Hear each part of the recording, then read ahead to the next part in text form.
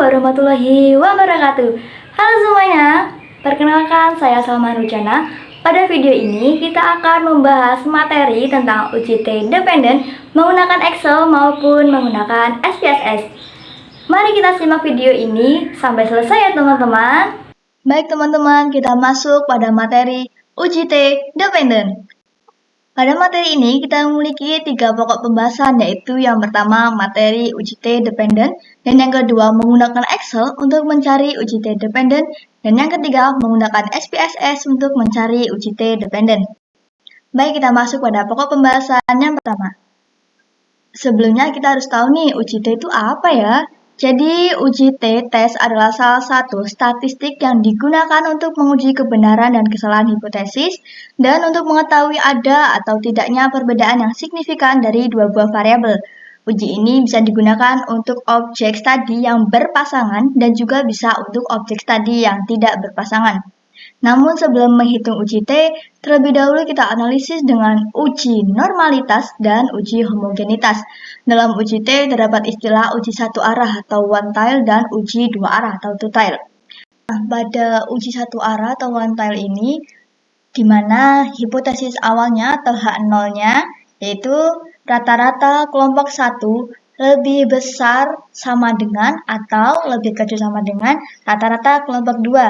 Sedangkan untuk hipotesis alternatifnya atau H1 yaitu rata-rata kelompok 1 kurang dari atau lebih dari rata-rata kelompok 2. Nah, pada uji dua arah atau two tile, di mana hipotesis awalnya atau H0-nya yaitu rata-rata kelompok 1 sama dengan rata-rata kelompok 2. Sedangkan untuk hipotesis alternatifnya atau H1-nya sama dengan rata-rata kelompok 1 tidak sama dengan rata-rata kelompok 2.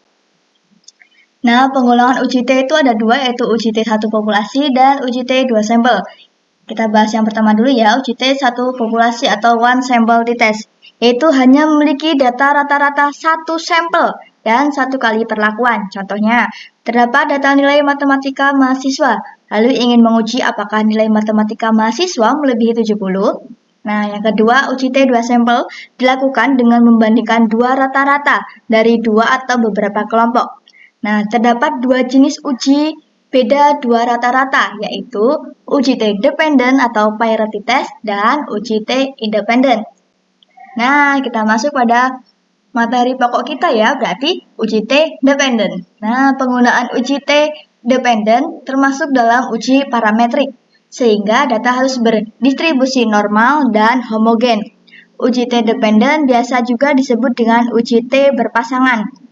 Uji T berpasangan digunakan apabila dua sampel tersebut saling berhubungan. Dua sampel berpasangan yaitu sampel dengan subjek yang sama namun mengalami dua perlakuan atau pengukuran yang berbeda. Salah satu bentuk uji T berpasangan adalah paired sample t-test. Dalam penelitian biasanya tes yang diberikan disebut dengan pre-test dan post-test. Pre-test itu berarti sebelum dan post-test berarti sesudah. Nah, ada catatan penting nih untuk menentukan hipotesis. Jadi, misalnya ada H0 berarti tidak ada perbedaan antara nilai pretest dengan nilai posttest. Untuk H1 berarti ada perbedaan antara nilai pretest dengan nilai posttest.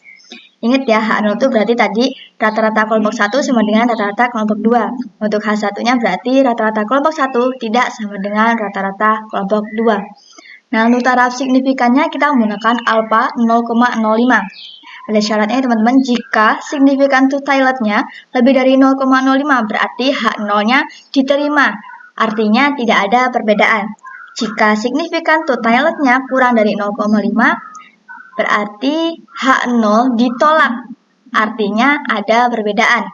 Untuk daerah kritisnya atau T-tabelnya yaitu kita menggunakan T alpha per 2, di mana N-nya kita kurangkan dengan 1N berarti adalah sampelnya ya teman-teman.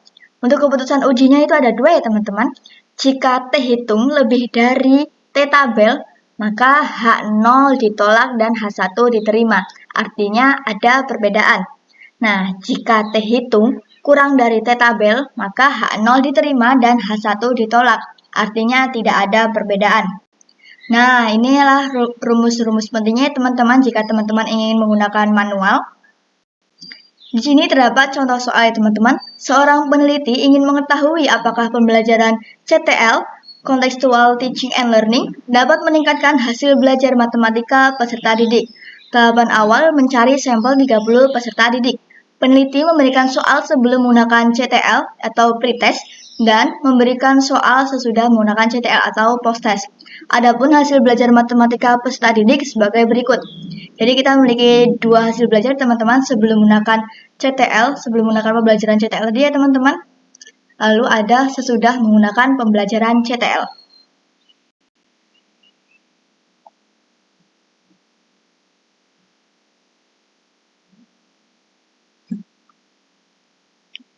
Nah, baik teman-teman, kita masuk pada pokok pembahasan yang kedua.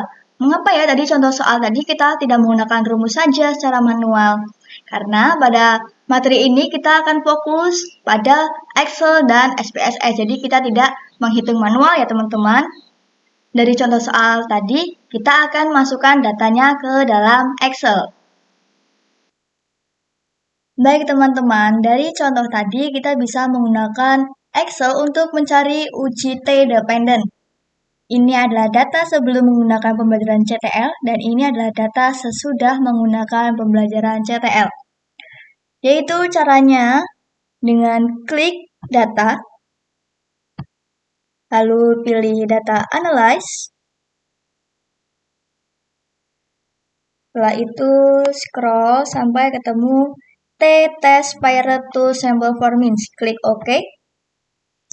Lalu untuk variabel satunya kita klik pada bagian sebelum, lalu kita seret ke bawah sampai ke angka 73. Lalu enter, dan untuk variabel 2-nya kita klik data pada sesudah, lalu seret ke bawah sampai di angka 80, kita enter. Lalu labelsnya kita checklist ya teman-teman. Nah, output rank ini adalah data peletakannya ya teman-teman. Sini saya ingin meletakkan data di sini. Lalu kita klik OK. Dan inilah datanya ya teman-teman. Di sini kita lihat bahwa T-stat ini adalah T-hitung ya teman-teman. Kita bisa warnai dulu. T-statnya adalah T-hitung. Lalu totaletnya ini adalah signifikan totaletnya, dan T critical ini sebagai T tabel. Nah, T hitung tadi bisa juga menggunakan rumus ya teman-teman, karena kita menggunakan Excel maka sudah terlihat ya teman-teman, T hitungnya adalah min 3,063. Lalu untuk signifikan totaletnya adalah 0,005 dan T critical atau T tabel adalah 2,045. Teman-teman bisa ya menggunakan Excel untuk mencari uji T-dependent. Nah, untuk T-tabelnya, teman-teman bisa juga kok menggunakan tabel T ya teman-teman. Seperti ini contohnya. Di sini terdapat tabel T. Karena tadi kita, tabel T adalah alfa per 2 di mana N dikurang 1. Karena alfa adalah 0,05 berarti 0,05 dibagi 2. Dan N-nya adalah sampel tadi adalah 30 karena 30 berarti 30 dikurang 1. Ingat rumus pada tabel tadi ya teman-teman. Lalu karena kita 0,05 dibagi 2 adalah 0,025. Dan tadi N-1-nya adalah 29. Di sini kita cari 29 dan di sini kita fokus pada 0,025. Fokus pada tabel ini ya teman-teman. Kita cari kira-kira berapa nilainya. Nah, di sini pada DF 29, maka nilainya adalah 2,04523. Kita cek ya teman-teman. Nah, ternyata sama ya teman-teman, 2,045. Ternyata mudah sekali bukan menggunakan Excel untuk mencari uji T-dependent. Nah, baik teman-teman, setelah kita tadi sudah menghitung menggunakan Excel, lalu kita akan menghitung menggunakan SPSS. Kira-kira sama tidak ya dengan kita menggunakan Excel dan SPSS untuk uji T-dependent? Mari kita cek bersama. Baik teman-teman, kita sudah masuk pada SPSS. Jadi data tadi bisa copy ya teman-teman, lalu kita paste di SPSS. Ini data sebelum dan ini data sesudah. Kita lihat variable view-nya teman-teman. Di sini kita beri nama sebelum, di sini adalah sesudah. Desimalnya adalah 0 dan measure-nya kita menggunakan scale ya teman-teman untuk dua-duanya. Nah, baik teman-teman, sebelum kita menggunakan UJT dependent, teman-teman harus ingat ya bahwa UJT dependent ini dilakukan apabila data berdistribusi normal dan homogen. Jadi teman-teman perlu cek uji normalitas dan uji homogenitas. Ingat pada pokok pembahasan kita yang pertama ya teman-teman. Karena data ini sudah berdistribusi normal dan homogen, maka kita akan langsung saja ke uji T dependent. Apabila teman-teman ingin mengetahui bagaimana sih kita menggunakan uji normalitas dan uji homogenitas di SPSS, teman-teman bisa melihat video-video tentang uji normalitas dan uji homogenitas menggunakan SPSS. Kita langsung saja ya teman-teman lanjut pada uji T dependent. Bagaimana caranya? Baik teman-teman bisa klik di analyze, teman-teman pilih compartments, teman-teman klik pada pirate sample t-test. Nah, pada variabel 1 kita masukkan data sebelum dan variabel 2 kita masukkan data sesudah. Kita cek option, di sini 95% ya teman-teman. Kita klik OK. Nah, kita fokus pada tabel ini ya teman, pirate sample t-test. Di sini terbukti bahwa terhitungnya adalah min 3,063. Jangan lupa ya teman-teman, di sini kita mutlakkan ya. Nah, DF-nya adalah 29 karena tadi pada bagian daerah kritis ya teman-teman. Berarti N-1. Dari N-nya atau sampelnya adalah 30, berarti 30 kurang 1 sama dengan 29. Nah, untuk signifikan totality-nya adalah 0,005. Lalu, apakah sama dengan kita menggunakan Excel dan kita menggunakan SPSS? Apakah teman-teman masih ingat dengan menggunakan Excel tadi? Mari kita cek lagi ya teman-teman, kita akan membandingkan perhitungan menggunakan Excel dan perhitungan menggunakan SPSS. Nah, baik teman-teman, karena tadi kita sudah menghitung menggunakan Excel dan SPSS, kita akan melihat ya teman-teman perbandingannya antara Excel dan SPSS. Nah, tadi pada SPSS dan Excel sudah kita lihat ya, di sini ada T hitung, ada T tabel, dan ada nilai signifikannya ya. Nah, pada Excel, nih kita bisa lihat nih, T hitungnya adalah min 3,063. Lalu di SPSS berapa ya teman-teman? Nah, sini di SPSS adalah sama ya teman-teman, min 3,063. Lalu untuk DF-nya, berarti 29 tadi karena N min 1, berarti 30 dikurang 1. Nah, di SPSS juga ternyata sama. Lalu untuk signifikan totality-nya, kalau di Excel ini adalah 0,005. Nah, di SPSS juga ternyata 0,005. Ternyata sama ya teman-teman, kita bisa menggunakan Excel maupun menggunakan SPSS. Lalu untuk kesimpulan dari data tersebut, bagaimana ya teman-teman? Baik teman-teman, kita sudah masuk pada tahap kesimpulan. Karena tadi kita sudah menghitung menggunakan Excel maupun menggunakan SPSS, maka langkah terakhir kita yaitu memberikan kesimpulan. Jadi, karena tadi kita sudah mengetahui terhitung, tabel, dan signifikannya, maka jadi di sini ketahui ya, teman-teman masih ingat, terhitungnya adalah min 3,063, maka kita mutlakkan menjadi 3,063. Terhitung tadi ada di Excel dan SPSS. Lalu T-tabelnya adalah 2,045. T-tabel tadi dilihat pada Excel dan tabel T. Lalu untuk signifikan totality-nya adalah 0,005. Ini juga terdapat di Excel dan SPSS. Baik teman-teman, dari data yang sudah kita peroleh, dari T-hitung, T-tabel maupun signifikannya, maka kita akan memberikan kesimpulan bahwa pada signifikan karena kita menggunakan alfanya berapa teman-teman? Baik, karena kita menggunakan alfa 0,05, maka dari signifikan totality-nya berarti 0,005 kurang dari 0,05. Sehingga H0 ditolak.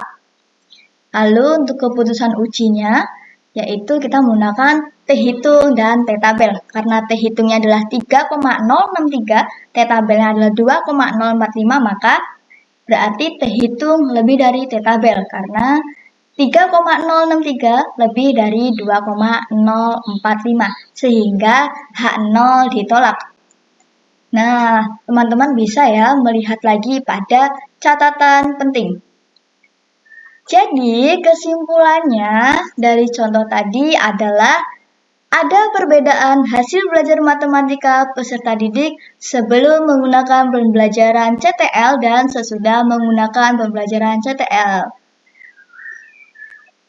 Baik teman-teman, jadi kesimpulannya pada materi ini adalah uji T dependent itu bisa menggunakan Excel maupun SPSS. Dan jangan lupa ya teman-teman, syaratnya adalah kita harus uji normalitas dan uji homogenitas. Baiklah, sekian pemaparan materi kita kali ini. Semoga ilmunya bermanfaat dan membantu kalian memahami materi dengan lebih baik. Sekian video dari saya, kurang lebihnya saya memohon maaf. Wassalamualaikum warahmatullahi wabarakatuh.